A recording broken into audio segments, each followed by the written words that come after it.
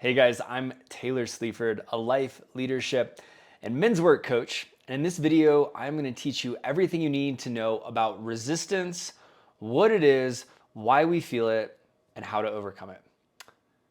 I was in this conversation with one of my friends today who is also a client of mine, and we started talking about resistance. And more specifically, we were diving into human design, which, if you don't know what human design is, it is a system to better know yourself, to integrate your personality, who you are, your essence, your being, and it provides you with a strategy to live more authentically, right? Living your design, living unique to yourself. Because it's likely if you're here, if you're listening to this, you are struggling or have struggled, and I know you will struggle again with living in alignment, with being authentic to who you are. And we're constantly in this battle between following our path and getting distracted by the noise, by what society tells us, what the shoulds of the world, our inner critic, our ego, our limiting belief, and all of that. And that's where we tend to have the most pain and suffering, is falling outside of what is in alignment with us. And really all of personal growth, I believe, starts with knowing ourselves better. So human design is this tool, if you will, to better know yourself and your own zone of genius and how you operate in the world. And when you follow that, life is good. Life happens. You show up more authentically. You feel better. You tend to attract energetically more of what you want. And it's a process. It's a process to knowing yourself. And so as we were talking about human design, I'm not a human design coach, but my partner, Amelia Broughton, is. My client had done some work with her to figure out his human design. And I have a little bit of background in it, so we were diving into that. And we happen to both be of the same type. I'm a projector. And we were diving into what does it mean to be a projector, and where do we feel this resistance? And something for me is, as a projector, my not self, if you will, is bitterness or resentment. And regardless of your human design, you might feel this. You might feel bitter sometimes, or resentful, or constricted in your life. And usually that is a sign that you are not operating in alignment. You're not being in integrity with who you are and what you want and the way that you want to show up in the world. You're self-abandoning is another way to think about it. So when I say not self, you have this authentic self, this higher self, which is how we want to show up in the world. And then you have your not self, which is when you're not acting authentically. So we got into this conversation about resistance because him and I have felt it. And I imagine you listening to this have felt it. I know I have felt a lot of resistance in my life. And one way to think about when we're operating out of alignment or out of our design is often we'll feel resistance, right? It won't feel congruent. For me, that looks like part of my design is waiting for an invitation, waiting to be seen, waiting for someone else to recognize me, affirm something, and initiate before I follow through. And when I don't do that, what that looks like is me forcing things, whether it's energetically, whether it's working all day and all night, just trying to put a square peg in a round hole. And there's resistance there. Like, it doesn't feel good energetically. It doesn't feel exciting. It doesn't feel expansive.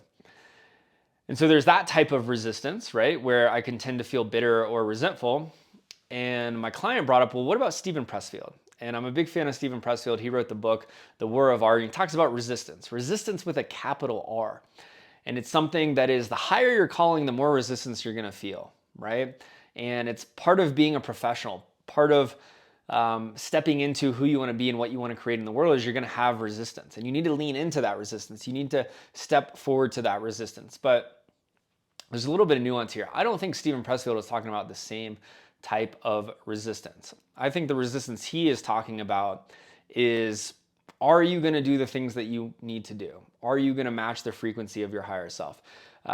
Because often when we call something in, when we talk about manifestation, and there's something that I want to manifest in the world, and I ask for it, and I speak it into existence, the universe is not usually going to give me exactly what I want. It's going to give me an opportunity to step into who I need to be to get what I want, right? So if I if I want to grow my business and I want to work with more clients, the universe is not going to just bring me more clients or more money in my bank account. It's going to give me an opportunity to reach more people, to expand myself and grow so that I can then have the capacity to work with more people. And that might be challenging. And that might require some resistance, because part of the resistance is breaking out of who you've been and stepping into who you want to become, right? It's this shift in identity. So I think that is the resistance that Steven Pressfield is talking about, where often you might feel this. You declare something to the universe, and the universe is like, okay, how bad do you want it? How hard are you willing to work, right? Because regardless of what you want, there's going to be challenges. We need to work hard. And I think that is the resistance of like, will you keep showing up? Like, will you keep dedicating? Will you keep being disciplined towards the things that you're working towards? And then there's the other side of resistance, like I was talking about with human design or being in alignment with your higher self. And often here, when we feel resistance, and I think resistance is in that category, and this is how most people view resistance, is it doesn't feel congruent to your system, to your energy. And this requires sensitivity. It requires getting to know yourself better. And so for me, for example, I used to feel resistance around social media or marketing my business. And as I got deeper into that, the resistance wasn't actually posting on social media. I got excited about sharing certain things, or when I had a creative download and I wanted to write some copy or a fun video that I made. I felt resistance because I felt like I was supposed to post every day. I felt like I was supposed to make a certain type of video. I felt like I had to make a certain call to action to reach my ideal client. I felt resistance because all the gurus are telling me to direct outreach, send a DM to 50 people a day. And all of that just felt constricting. It didn't feel congruent. It didn't feel authentic to me to do that. And that's what everyone was telling me. This is what you have to do. This is how you have to show up. And as I dug deeper, I thought, is there another way? Is there another way I can do this, right? We have pioneers for a reason. Could I be a pioneer? And I don't even think it has to be being a pioneer. It's what is true for me and how I show up and relate in the world. And part of knowing myself is I thrive in one-on-one interactions. I thrive in longer form content. And showing up on social media with a 10-second banger or reel or something that's going to go viral doesn't feel congruent. Just messaging people out of the blue doesn't feel congruent. And so there's resistance there. And so actually, as I dug deeper into this, the resistance had nothing to do with posting on social media. The resistance was doing it in a way that was out of alignment with my personality, my human design, my values, the way that I wanted to be in the world, the way I wanted to interact and relate to other people on the internet. And so once I changed the way that I showed up on social media, the way that I posted, the things that I talked about, the things that I shared, the resistance disappeared. It no longer was resistance. It was easeful, right? So really, when we think about resistance in that category, I want you to think about that. Does it feel good? And not, is it easy, right? Because it doesn't mean that it's going to be easy, but does it feel right? Does it feel congruent? Does it land in your system? You know, another way of saying this is I'm a recovering people pleaser. And much of my life, I would say yes to things because I didn't want to disappoint other people. And in my gut, I knew that didn't feel good. That didn't resonate. I didn't want to do those things. I didn't want to abandon myself. I didn't want to compromise. I didn't like certain restaurants or music or whatever, but I said yes anyways because I didn't want to disappoint other people. And I had this fear of abandonment, which led to the people pleasing. But that wasn't congruent. That was out of alignment. And that's why there was resistance there. That resistance was in my gut.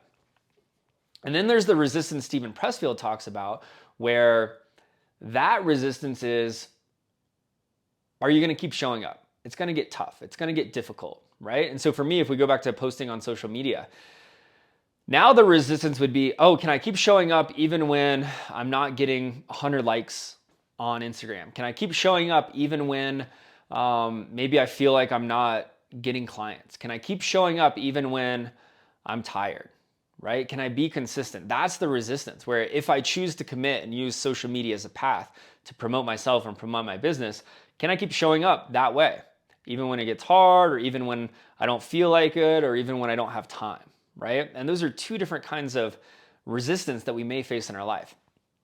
And so I wanted to make this video because I see so many people who they feel resistance and they feel like they just got to keep going. They just got to keep pushing, right? You're gonna get uncomfortable, right? If you're training for a marathon and you've never run before, there might be a resistance where the first time you run 5 miles, your body is like, this is hard. And then when you have to run 7 miles, your body is like, what are you doing? And then the next time when you have to run 10 miles, your body is like, whoa, we're not used to this. Yeah, there's a physical resistance. There's a little bit of challenge and structure, right?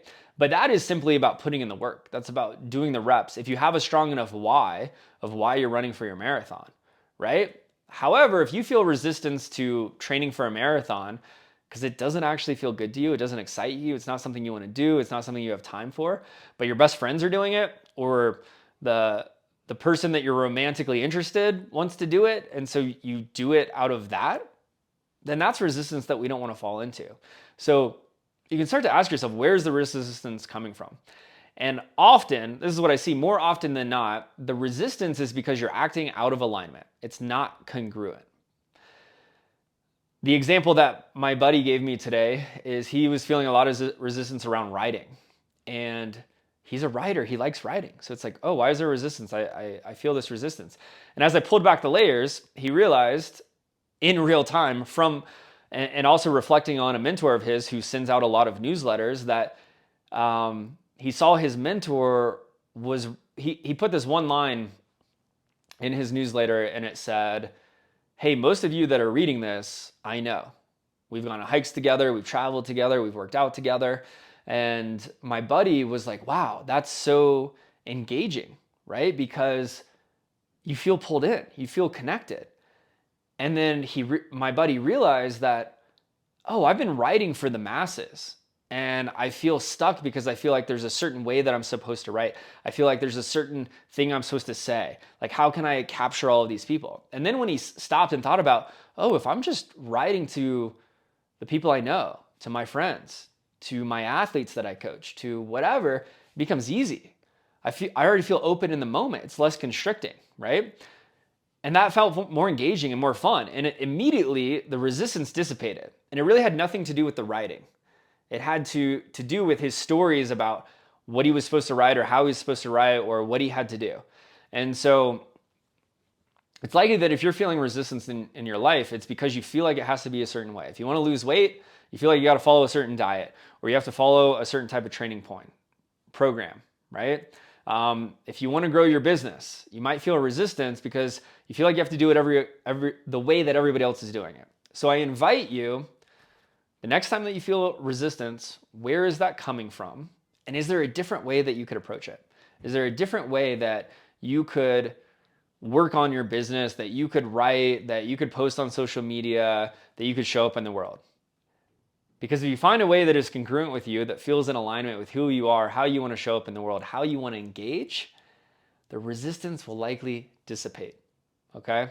And then lastly, if the resistance is just committing, it's difficult, it's challenging, then that's a good thing, right? That's a good thing as long as you're doing it for the right reasons. The last thing that I do want to share that just came to me is if you're not doing it, honestly, the more that I think about this, I'm downloading this in real time with you guys, is any resistance is related to some story, right? So if you're afraid of consistently showing up on social media, like I mentioned, you've worked through, okay, I'm not going to do social media the way the world tells me to. I'll do it a way that feels good. And then you do that for a month and then you're still feeling resistance.